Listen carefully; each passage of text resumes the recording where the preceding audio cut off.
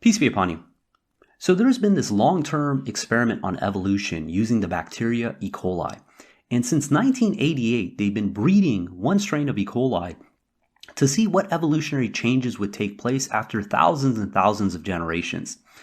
The idea is that evolution, through slight gradual modifications, is able to form all kinds of complexity.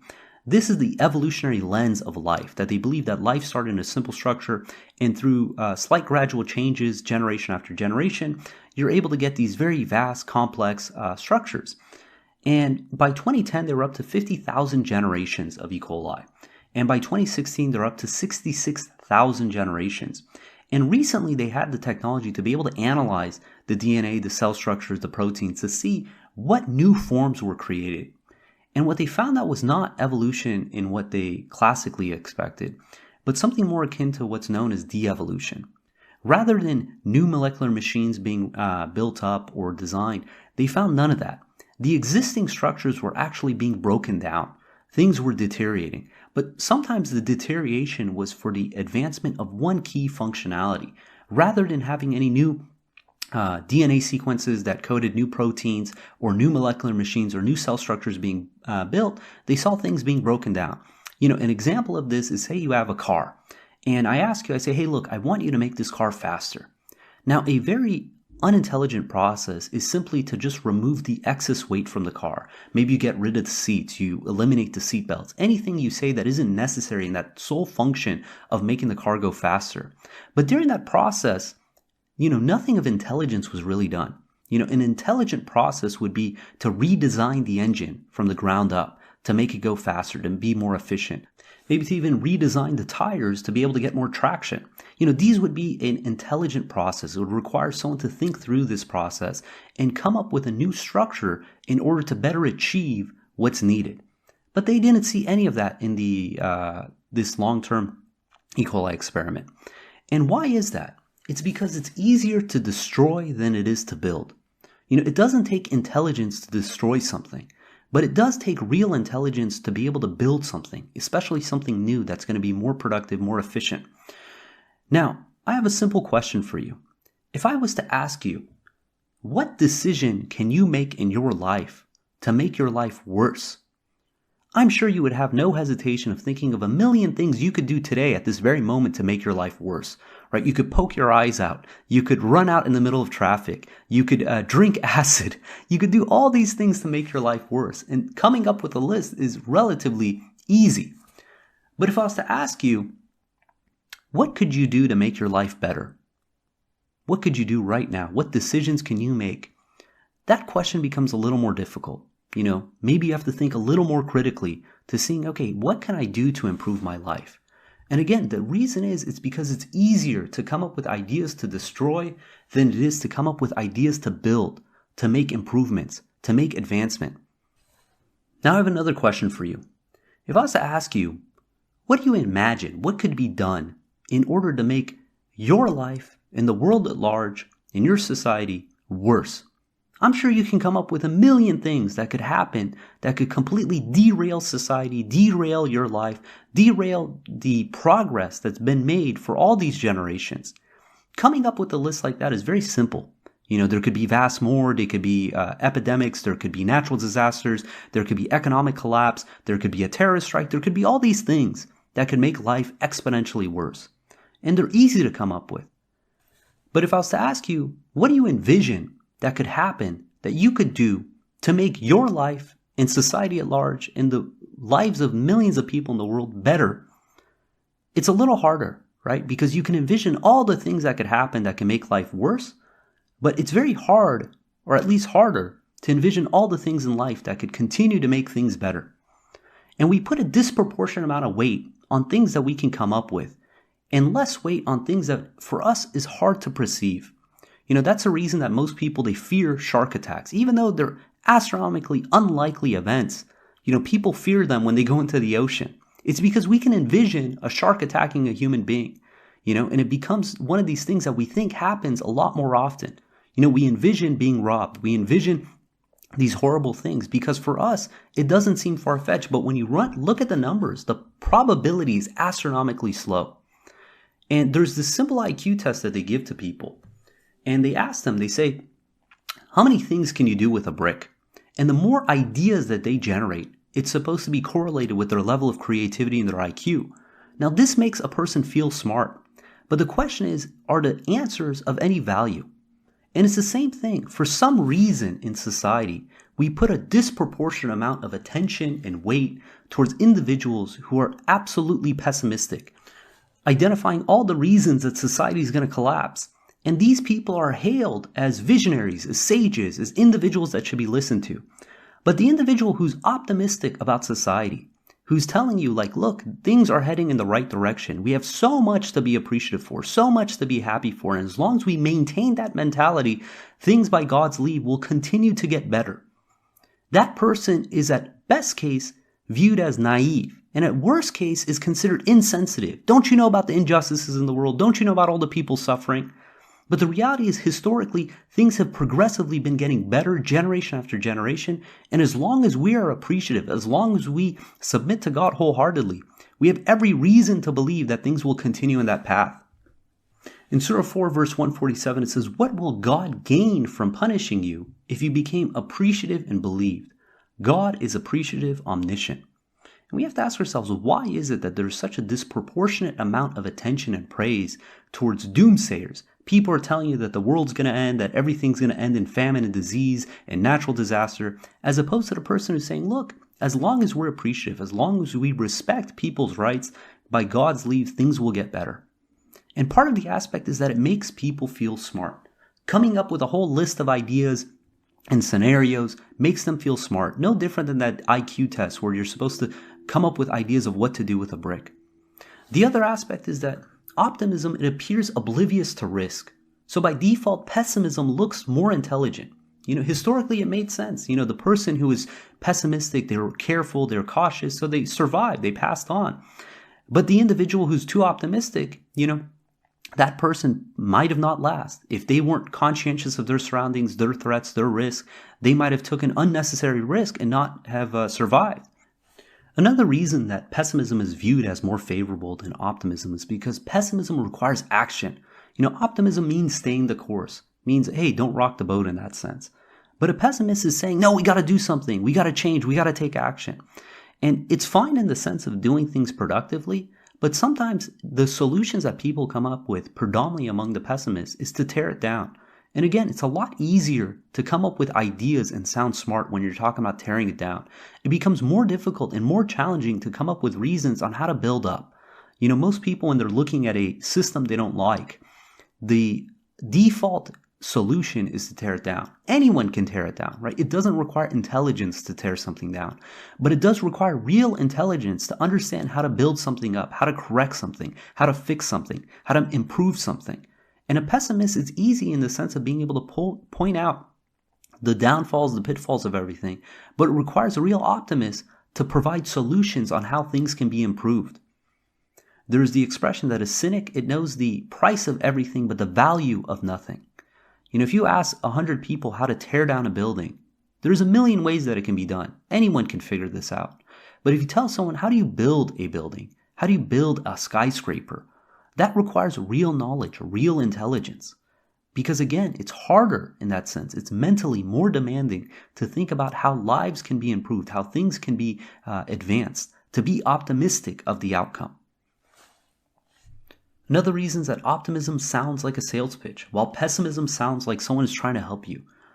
And it's funny in that sense. They get people who are optimists, who are telling you that the future is bright, that things are looking good, that they get sold as snake oil salesmen, that they get sold as people who are being naive, overtly optimistic. They could say the prosper gospel. These are negative connotations as they're giving to people who have a bright future, who are telling you that by God's leave, if you maintain the course, if you do the things that God is expecting from us, then we have to be conscientious that God is going to deliver on his promise.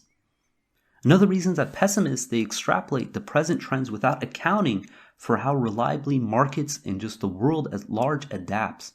One of the famous cases of this was Thomas Malthus, who in 1800 predicted, due to his extrapolation, that the world was not going to be able to produce enough food and goods for society as the population increased. And he predicted vast amounts of famine and starvation and disease and all this. And this literally was the backbone for China's one-child policy, because they feared overpopulation. But what ended up happening? Society did fine. Now we produce so much food that obesity has become a problem, right? We produce so much food that waste has become a problem. It's not the fact that we lack nutrition or lack calories. Distribution is more of an issue than it is in the sense of production. And these elements, it just shows the shortcoming of human beings.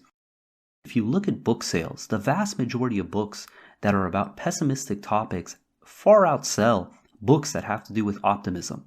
This was actually done by a Harvard professor. A study was looking at these books and saw that trend. In addition, we realize that as believers, we have to be the most optimistic individuals. That if we believe in God's promise, not only do we believe that there's going to be justice in this world, that God is in absolute control in this world, but also in the hereafter.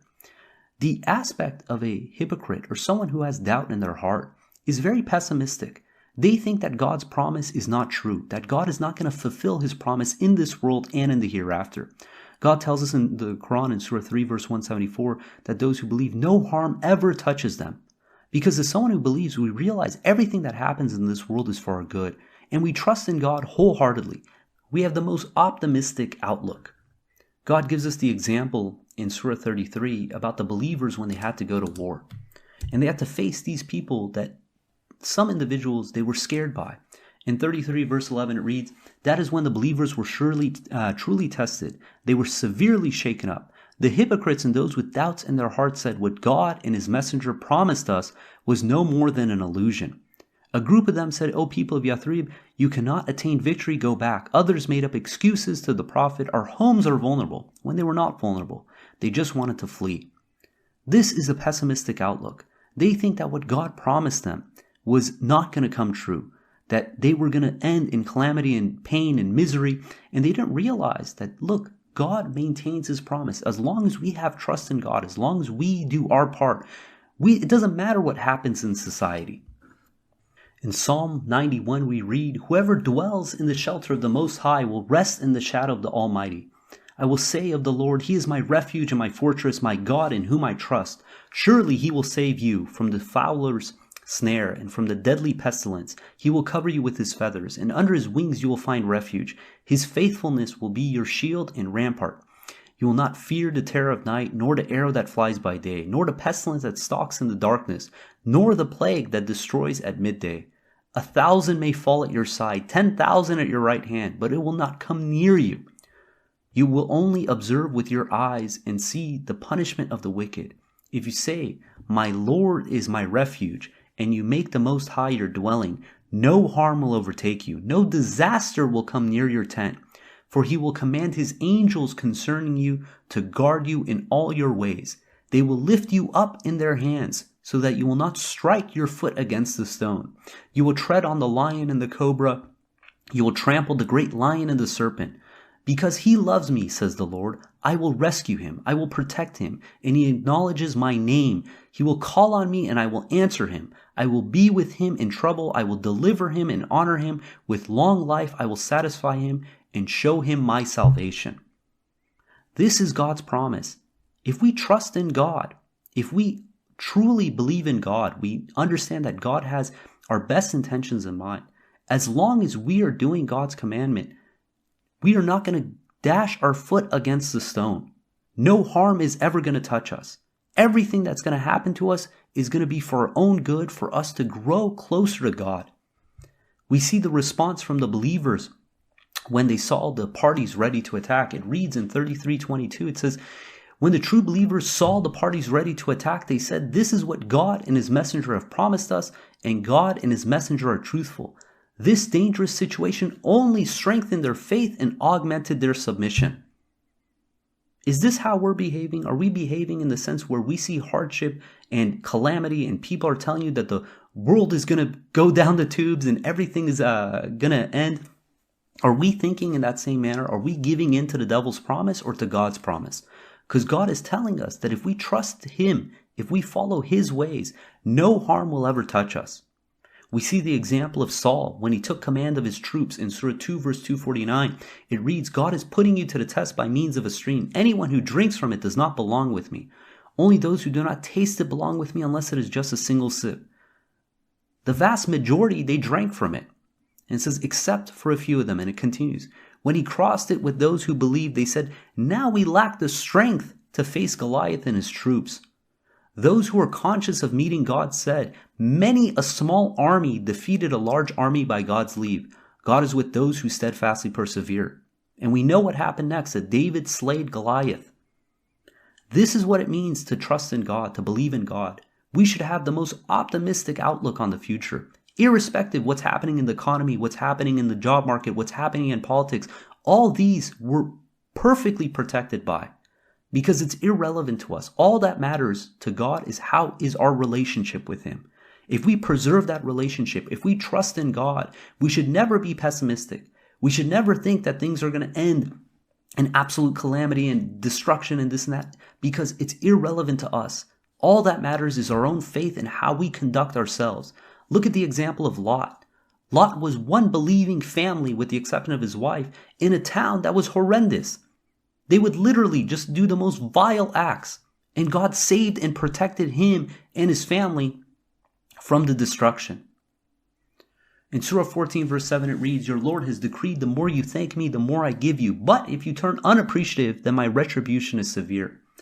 This is our job. We have to be appreciative. We have to trust in God's promise. When God tells us that He's going to protect us, that we're not going to dash our foot against the stone, that anything that happens to us is for our own good, we have to ask ourselves, do we believe in that? Do we trust that? Because we shouldn't buy into the devil's promise. The thought that everything's going to end in destruction, that things are going to be broken down and our lives are going to be turned upside down. Because it's irrelevant to us. The only thing that matters is our relationship to God. God controls everything, including our well-being. And if we trust in God wholeheartedly, then we have nothing to worry about. In 1057 reads, O people, enlightenment has come to you herein from your Lord, and healing for anything that troubles your hearts, and guidance and mercy for the believers. Say, with God's grace and with His mercy they shall rejoice. This is far better than any wealth they can accumulate. By God's leave, if we're in God's path, if we trust in God, if we do the simple commandments that He gives to us, then we have nothing to fear, nor will we grieve. God willing, we're going to end there. If you guys got comments or questions, please hit us up at qurantalk@gmail.com. And until next time, peace and God bless.